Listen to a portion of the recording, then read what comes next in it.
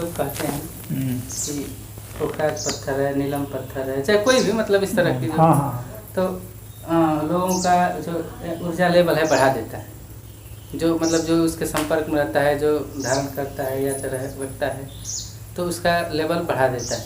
तो ये किस तरह से होता है? उसमें लेवल अधिक होगा तभी तो उसका बढ़ाएगा वो। ऐसा है कि जैसे कोई नस दबी हुई है तो उस नस में संचार कर दिया तो वो नस सही हो गई, लेकिन जो नस पहले से ही सही चल रही है उसमें अगर पड़ गया उसको और तेज चला देगी जी। तो हो सकता है उसमें और उपद्रव खड़ा हो जाए। समझ रहे हो?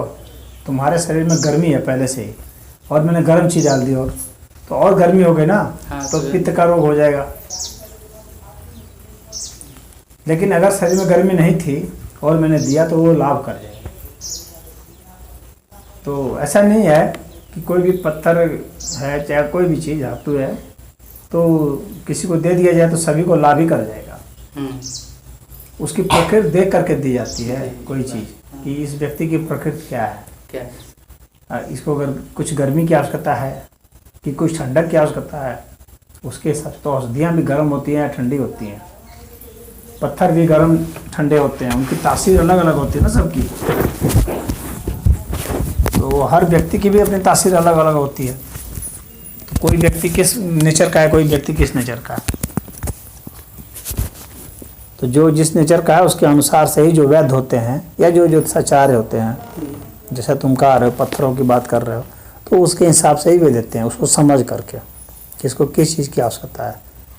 जैसे जो आलसी आदमी है, सो रहा है, काम करने में इसको मन नहीं लगता है, हाँ, तो इसका मतलब है कि उसमें उष्मा की कमी है, सक्रियता उसमें नहीं है। तो वैसे को यदि कोई पत्थर दिया जाए, जैसे मान लो माणिक दिया जाए उनको, तो उसमें काम करेगा ज़्यादा। लेकिन जो बहुत ज़्यादा सक्रिय है, ऐसे ही दिन रात खट रहा है, हाँ, उसको अगर पहना दिया जाएगा तो उसका तो ब्लड प्रेशर इतना हाई हो जाएगा कि उससे फिर उसको डैमेज हो जाएगा, चक्कर आने लगेगा, गिर के उसके प्राण भी निकल सकते हैं। हाँ, तो आदमी जो है वो अपनी तासीर देख ले, अपना स्वभाव देख ले, अभी उसकी स्थिति क्या है वो देख ले, मौसम को देख ले। अब गर्मी का मौसम है, मान लो उदाहरण के लिए, अब गर्मी का मौसम है, गर्मी के मौसम में सभी लोगों का, चाहे सामान्य आदमी, सभी लोगों का तापमान थोड़ा सा बढ़ा रहता है ना, शरीर का गर्मी में बढ़ी रहती है, पित्त बढ़ा रहता है सभी को। और वैसे में पित्त बढ़ाने वाली औषधि अगर उसको दे दिया जाए तो क्या नुकसान कर जाएगा बहुत।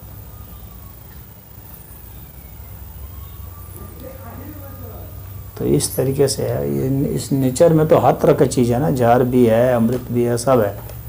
और वही जहर भी कभी अमृत का काम कर जाता है और अमृत भी कभी जहर हो जाता है।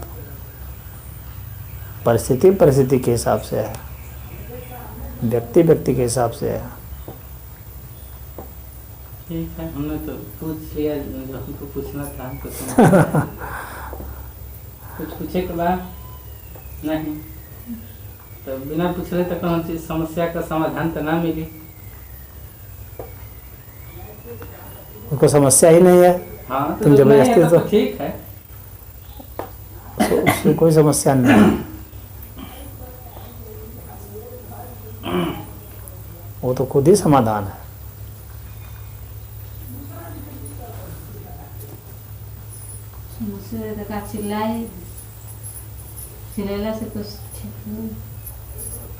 हाँ, समस्या के तो चिल्लाना ही पड़ेगा, जोर जोर से चिल्लाओ या धीरे धीरे चिल्लाओ या फुसफुसा करके बोलो, सब चिल्लाना ही एक तरह से है। हाँ। किसी न किसी के सामने तो दिल खोल के रखना ही पड़ेगा कि भाई हमारी ये प्रॉब्लम है। अगर तुम खुद नहीं हल कर सकते हो तब, नहीं हो पा रहा तो किसी से कहना ही पड़ेगा। यदि तुम खुद हल कर सकते हो तो बात अलग है, लेकिन अगर नहीं कर सकते हो तो फिर जाएगा ना। अगर आदमी को कोई समस्या है, देख रहा है मेडिकल प्रॉब्लम है, तो डॉक्टर के पास जाएगा, वैद्य के पास जाएगा, कहीं जाएगा, दिखलाएगा। तो जिस प्रकार की समस्या है उसके हिसाब से जो है वो अपना खोजता है समाधान। और सर्वोत्तम तो वही है कि कोई समस्या ही नहीं वो तो सर्वोत्तम है, श्रेष्ठ है।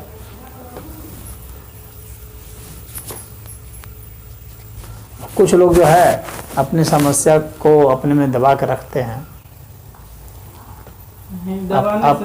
अपने तक ही रखते हैं, तो हल नहीं ना है। तो अपने तक भी तो फिर वक्त हल निकालता है, कभी जी। कभी वक्त हल निकाल देता है, लेकिन कभी कभी जो है वो समस्या और धीरे धीरे विकराल हो जाती है, भीतर बढ़ जाती है छिपाने उस से। वक्त को आने में हो सकता है उससे भी और खतरनाक हो जाए। क्या पता भीतर धीरे धीरे आग बहुत सुलगती जाए और अंत में विस्फोट कर जाए, भस्म कर दे। और ये भी हो सकता है कि धीरे धीरे इसको दबाते दबाते दफन करते करते अंत में उसको मिटा दिया जाए, आग शांत हो जाए। संभावनाएं दोनों है, वो तो फिर वक्त ही बतलाएगा कि क्या हुआ था। हर स्टेज पर, हर दिशाओं में कई कई तरह के समाधान और समस्याएं हैं।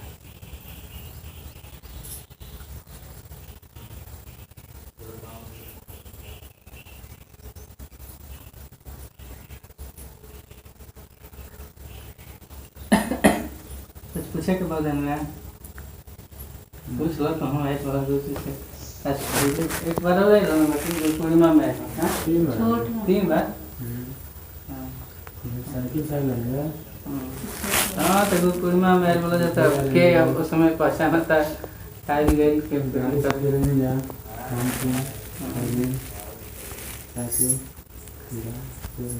उस दिन तो मौका भी नहीं रहता है ना। तो कहाँ टाइम बनता वो बहुत गिराता ना सोते ना तो रात में। अच्छा हाँ इनकी समझ तो बताना चाहिए कि दिमाग पर आ गया। ये हम लोगों के पास में ही सोता है ना, जैसे मान लीजिए हम लोग यहाँ सोए हैं, भी सोया है, तो पता नहीं अब ये डरता रहता है, सपने में बोलने लगेगा कोई आया है हमको पकड़ा है। हाँ तो मतलब इसको ये ऐसा भ्रम हो गया कि हमको चुड़ैल पकड़ ली है, चाहे हमको यहाँ पकड़ के दबा रही है, तो सीने पे चढ़ गई है। हाँ सीने पे चढ़ गई है। मतलब ऐसा है क्या? हाँ तो अब मान लीजिए कोई अगल बगल है तो उठाएगा, चाहे इसको बोलेगा, तो फिर जाके थोड़ा एकदम डरने लगता है, उस समय एकदम कांपने लगता है। तो ऐसा है कि इसको जो है ना हृदय की समस्या है, जी हृदय कमजोर है, ये उसी का लक्षण होता है। तुम अपने हृदय को मजबूत करो, कपालभाति प्राणायाम है, अनुलोम विलोम है, भ्रामरी है, उन सबको करो, और मुनक्का खाओ, सेब खाओ, अर्जुन की छाल लो।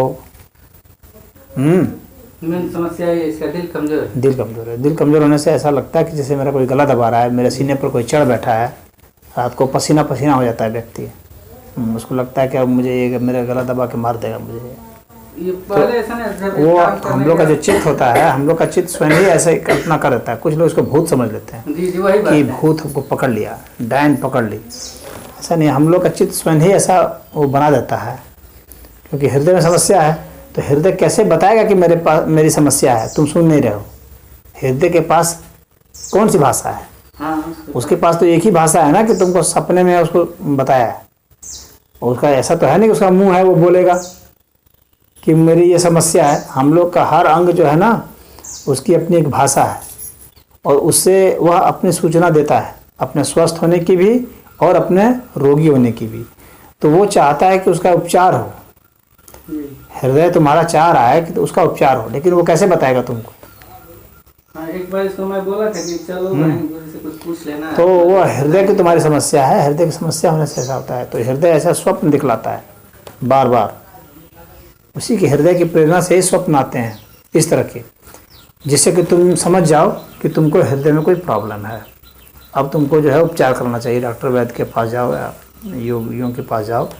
तो वैसा अगर करोगे तो ठीक हो जाएगा। और उसके बाद ये हो, तो कई 100 आदमी का मैंने ये सवाल किया हुआ है। ये जो है ना, कोई बहुत कठिन समस्या नहीं है। नहीं कठिन नहीं है, बस वही। लेकिन कठिन ये बन जाती है उस वक्त जो अंधविश्वासियों के चक्कर में जब आदमी पड़ जाता है नहीं कुछ लोग तो कह ही दिए हैं इसको कि यार तुमको तो चुड़ैल तुमको कुछ पकड़ लिया है, चुड़ैल बस पकड़ लिया अब तो तुम्हारा बचना मुश्किल है। बचने वाली बात नहीं कोई कहा, लेकिन हाँ वैसे ही तो मतलब उनके कहने का यही मतलब होता है, अंदर से उस बात को कहते नहीं है। ना गाना तब्बे से इनके ऐसा नहीं। तो उनका मतलब यही होता है कि जो है अब तुम पकड़ा गए हो, अब तुम्हारा बचना मुश्किल है। कई लोग देखे भी लेकिन कोई ठीक नहीं कर पाया इसको। हाँ, तो उसका वास्तविक निदान मैं बता रहा हूँ, देखो तुम करो, देखोगे ठीक हो जाओगे, कुछ नहीं होगा। तुम पुनः गए होगे वहाँ पर खाना, जैसे वहाँ पर गए समस्या हुई तुमको, खान पान तुम्हारा सही नहीं रहा, तो उस तरह की दिक्कत आ गई, हृदय में तुमको दिक्कत आ गई है।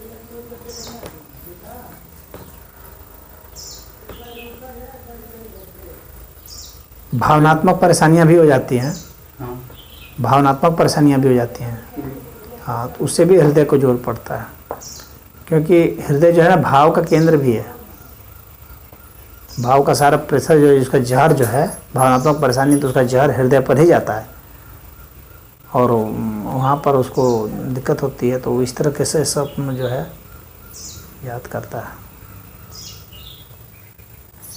जितने भी हम लोग के स्वप्न आते हैं वे सब जो है हम लोग के विषय में ही संकेत देते हैं।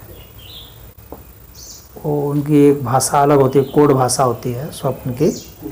तो उस भाषा को जब हम समझ जाएंगे तो यह लग जाएगा कि अब इसका उपचार क्या होना चाहिए।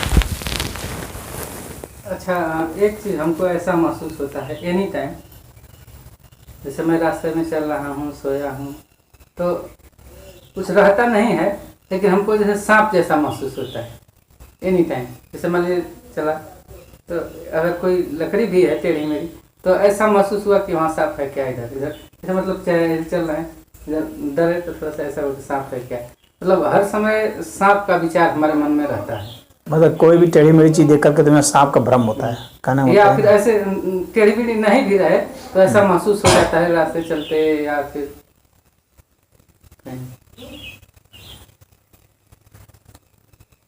चित्त में उसका सर्प का भय बैठा हुआ है।